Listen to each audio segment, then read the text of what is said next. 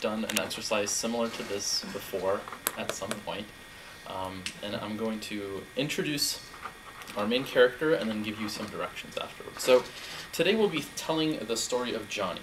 Johnny is a 14-year-old Boy Scout who loves to challenge himself and likes to go on hikes through the woods.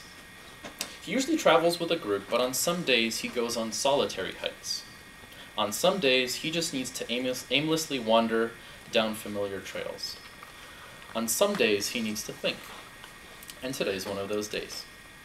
Johnny is so lost in thought that he almost doesn't notice it lying on the trail. He stops, looks down, and picks it up. It's an old-looking door handle. But curiously enough, it's in pristine condition. It's metallically glinting, kind of silvery, but it has no dust or dirt on it at all. It has some ornate engraving around the edges, but really, there's nothing much to distinguish it from anything else that you might find, other than the fact that it's suspiciously clean. There's no keyhole of any kind, and as Johnny's standing there looking at it, he extends his arm, and all of a sudden it stops in midair, and he can't move it at all. And so he's tugging at it, and this thing is just fixed in place. So he takes a step back, and it's hanging there in midair, floating in the middle of the forest. He starts to walk around it, and as he walks around it, he sees there's a little outline of a door around the edges of this, and the doorknob is like a handle to the door. So he, being the adventurous person that he is, decides to open this door. And as he opens it, there's like a black mist, a sheet of black mist behind the door. So you can't see through it. He stands there a little bewildered, but it's kind of this warm mist that's ebbing and swirling and inviting him in. So he decides he's going to put on his backpack and he's going to take a step through. So he walks through the door, and all of a sudden he's in a world of white. It's a different forest. It's all covered in snow. There's no trail. The snowflakes are gently falling on top of him. And he realizes he's getting a little cold, so he decides to pull his backpack off, take out his jacket, and that's when he notices there's no door behind him anymore. There's nothing. So it looks like he's stuck. So he starts to frantically look around as he puts on his jacket. The shivers of the cold and the panic are starting to make his body, shiver around. And he starts to panic and he starts to look around, and all of a sudden he sees it. A metallic glint on a branch above a tree, or on a tree. And he realizes that's the doorknob that he saw earlier. So he decides to get up on there, climb up on that tree, take it down, and he finds it, and it's the same looking doorknob. He takes it down, he starts to walk back to where the previous door appeared, and as he's walking, it happens again. It gets stuck in midair. He opens the door again, and again there's that dark, inviting mist, and he realizes the only way backwards is forward. So this is the type of introduction that I have for this part of the story, and what I'm going to do is I'm going to call on someone, and you're going to be instructed to tell the next part of that story. And what I'd like you to do is think of something, think of a situation where you can describe what the environment looks like, where Johnny's traveling to next. Think up whatever you want him to do. I would recommend some kind of challenge or obstacle for him to overcome, whether it's psychological, some kind of fear, or some kind of physical, topographical, climbing a tree, crossing a bridge, or whatever. So just come up with something that could be a good part of a story here. And and try to use a present tense action verb. So this is what Johnny's doing right now. And at the end of the segment, what I want you to do is for Johnny to be able to find that doorknob and open the door and travel to the next part. And that's where you're going to ask the next person over. I won't be the one who asks you guys out except for the first person. You're going to be calling on the next person to go. And in the spirit of the regular Toastmasters meeting, you're going to open the door, invite someone in, and then wait to shake their hand as they come up here. Oh. Interesting. 1 to 2 minutes? 1 to 2 minutes. So the first person that I would like to come up is Alex.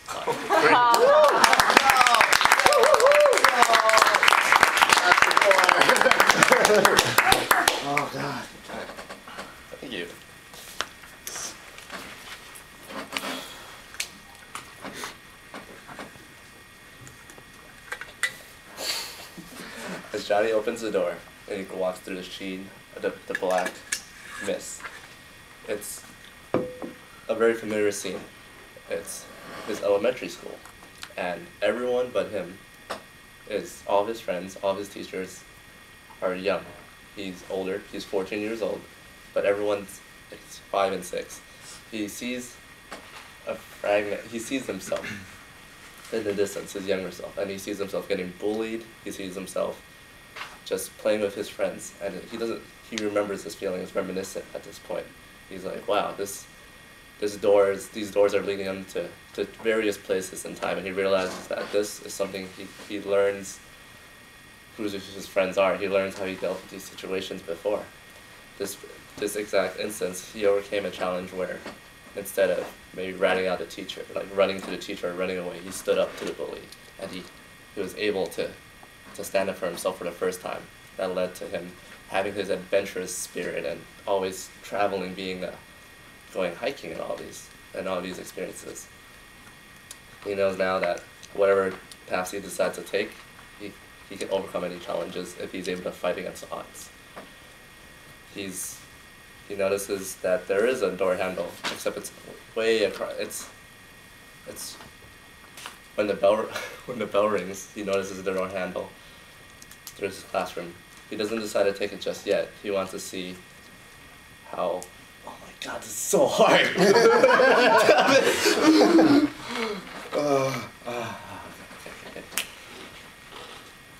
When he stands up to the bullies, the door handle in the distance starts to glisten. It's kind of like an unlock achievement. He realizes that it's time to move on, and wherever the path takes him, he's ready for it. So I'd like to welcome Mary Jane. Oh, yeah, of course.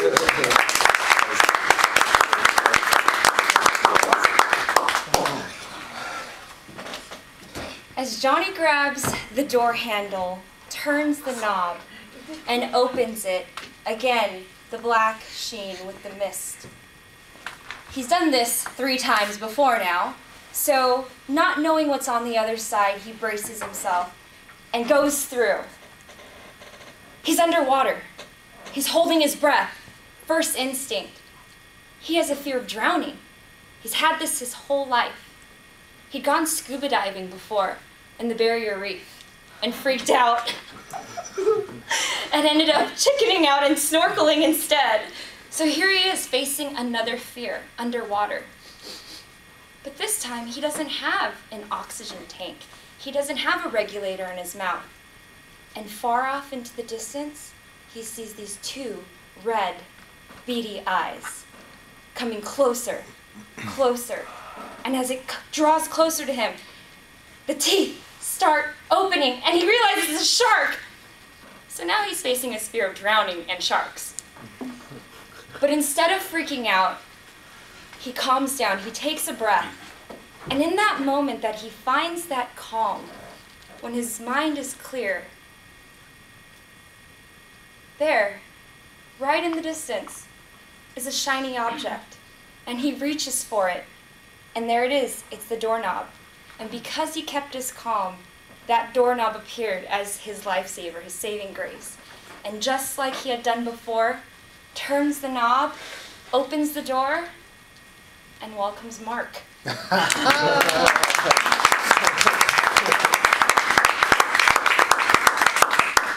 At this point, Johnny's pretty irritated because he's like, I'm just trying to get home, and I keep having to go through these doors. The whole, going forward to go back seemed, romantic at first, but now it's time for it to be over. So hoping that he'll walk into his own house, he walks through the mists and whatnot, and he steps into his own house. And he thinks, oh, well, this is great. I can just go about my business. But he realizes no one else is home. And so he's kind of looking around, and no one's there. And so he walks out into the street, and it's empty, and no one's there. And so he starts running, because he's like, where is everyone gone? Where's it? And then, he runs smack into a invisible wall, and he realizes that the street is ended. And he's looking out of a piece of glass, and outside is the moon. and he's on the moon, and now his house is on the moon somehow. He's like, how the hell did I get here? And I need to get out of, how do somehow I was on Earth, now I'm here, so I'm even further from home now, but I guess technically not, because here's home. Anyway, so now he's wondering, how do I get back? And so he sees out across the landscape, there's the door handle. He's like, so I gotta get out of here. And so he does some things. He goes back to his house and he finds a spacesuit and he puts on a spacesuit, but he's still got to figure out how to get out. And then on top of his house, he sees that there's actually a small spaceship that he can take up, and then there's a hole in the dome, and so he takes it out and he goes out and he finds the door handle and he reaches in and like, thank freaking God, I got to get out of here. And he opens it and sees Aaron standing there.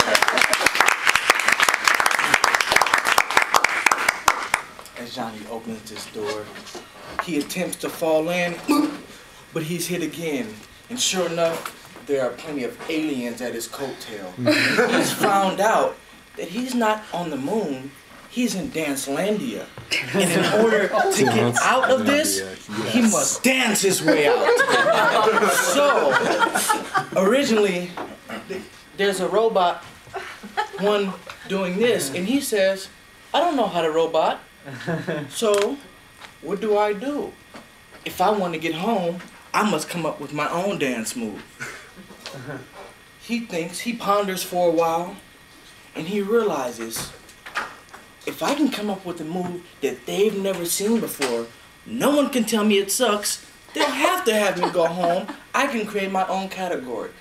So as he's in his suit, he goes back to his house. He looks in the mirror and says, self, what dance shall we come up with? And he tries some funny things. He tries crazy dances, and he tries everything, and then he's got it. Along with his time in Dancelandia, he's come up with a name to personify his dancing abilities. His name is... And so, as he goes out, he participates in the battle, and he's showing them things like this, and sure enough, he wins the battle. He is now proceeded to go open the door that he thinks is the door, because it's the moon, there's not much shiny there, so he's just unsure. However, he takes a leap, goes, hits the thud, has to be the door.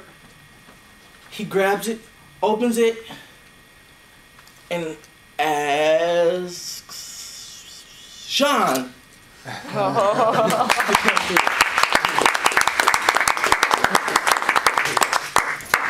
As goes through the door, that's completely black. He expects to see a new magical place, Dancelandia, your old house on the moon, or even being underwater. But instead, he sees nothing.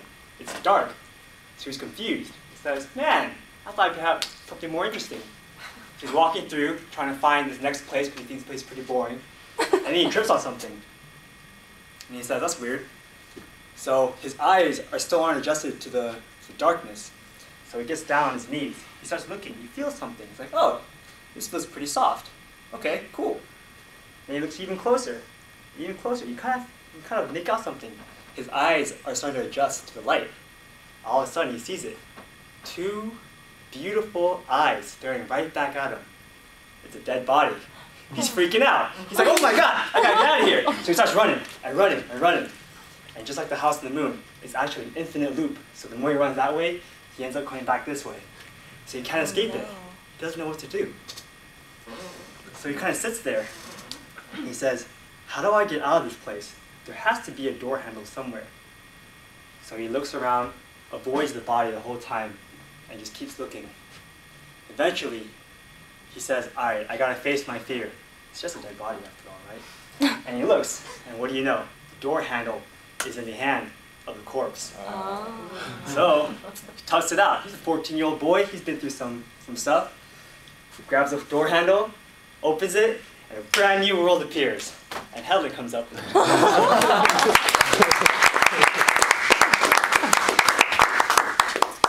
puts his hand on the door and slowly opens the door. And instead of going in time into the future, such as moon and spacesuits, this time he's in a land that's old. He's gone back in time. And the whole ground is white, as Marty described earlier, is snowing lightly, and it's looked like the whole land is frozen. He was shivering and really cold as he was walking around trying to find someone to talk to. And he finally, there's a noise coming from the distance, and he didn't know what it was. So he looked, and it was a white horse coming, galloping towards him. And as the horse appeared, it's strange, the horse had a voice. He started speaking to him, and he says, "Who are you?" And he said, my name is Johnny. I don't know where I am. I'm lost, and it's so cold here." And the horse said, "Come on, get on me, and I'll take you to my home." So the horse, he hopped on the horse, and the horse galloped to a close little cottage nearby. It looked very nice, and the horse said, "Come on in." And so he welcomed Johnny into his home, and he gave him some blankets and coats so that he could be warm. He started the fireplace and made him some hot chocolate. And even though this horse spoke English, they were trying to have a short conversation, but all these terms and people that the horse mentioned, Johnny had no idea what he was talking about. Like, who are these people? What? I don't even know what he's saying. So this went on for a little while, but then all of a sudden they heard outside loud noise, and it was sound of like a whole army of horses. And Johnny said to the horse, "What is that? What's going on?"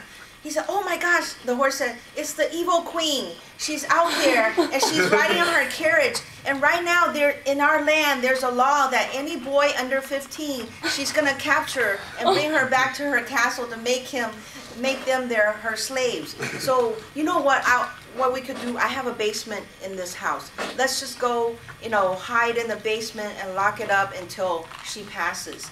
So they went quickly to the basement. It was a small, dark little basement with no lights, and they used a candle.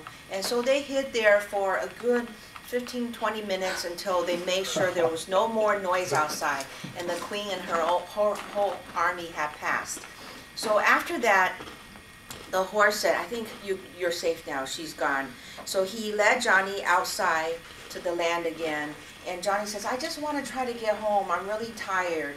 And the horse said, "Okay, let me help you." And so that they walked around for a while, and there was something glistening in the snow, something metallic, something shiny. And so they walked towards it, and Johnny smiled at the horse and said, "Thank you." So he put his hand on the doorknob, reached for it, twisted it, opened it, and I would like to welcome up Wes.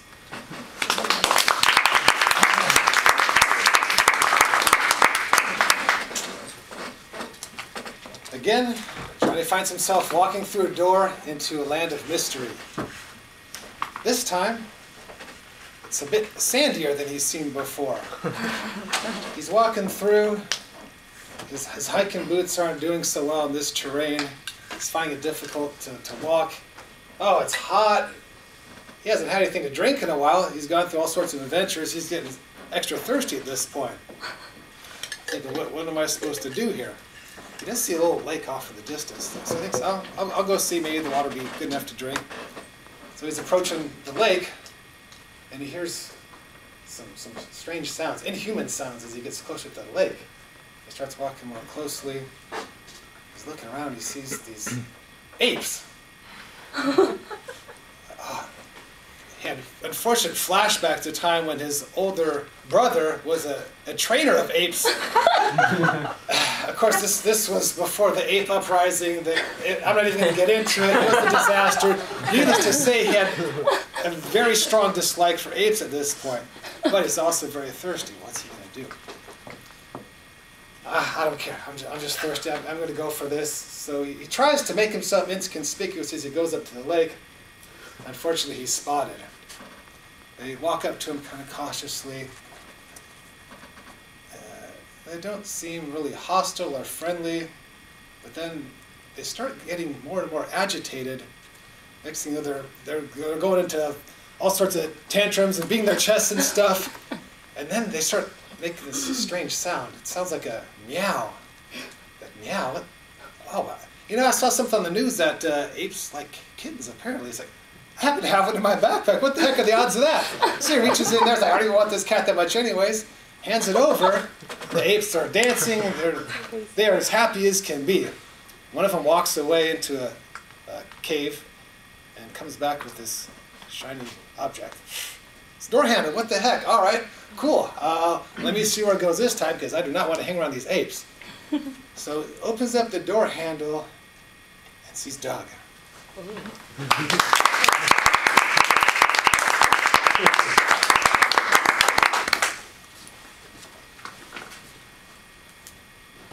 I couldn't let it go.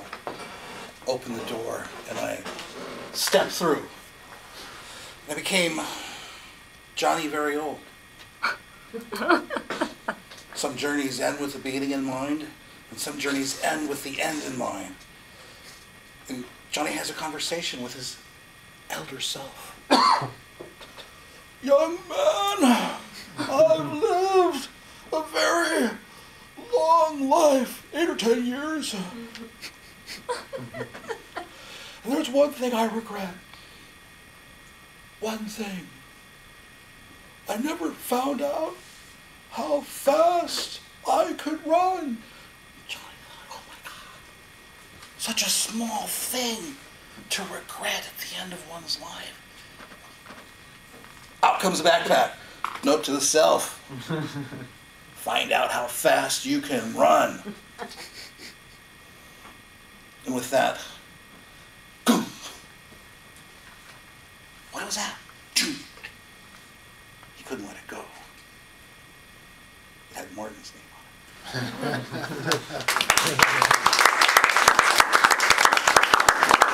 So as John